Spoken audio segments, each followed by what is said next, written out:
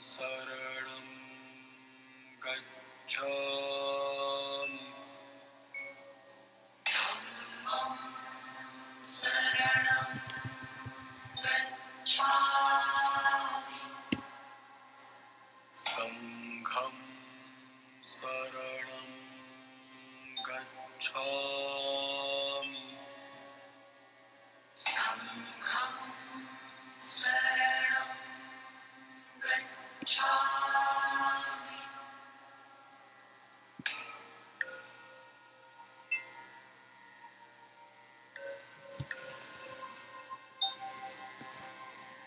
Buddham saranam gacchami. Buddham saranam gacchami. Dhammam saranam gacchami. Dhammam saranam gacchami. Sangham saranam gacchami. Sangham saranam gacchami. Buddham saranam gacchami. Buddham saranam gacchami. Dhammam saranam gacchami. Dhammam saranam gacchami. Sangham saranam gacchami. Sangham saranam gacchami. Buddham saranam gacchami. Buddham saranam gacchami. Dhammam saranam gacchami. Dhammam saranam gacchami. Sangham saranam gacchami. Sangham saranam gacchami.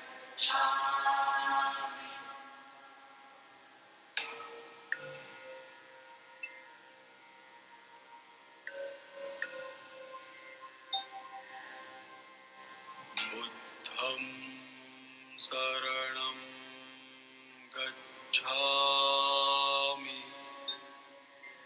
Buddham saranam gacchami. Dhammam saranam gacchami. Dhammam saranam gacchami. Sangham saranam gacchami. Sangham saranam gacchami. Buddham saranam gacchami. Thank you.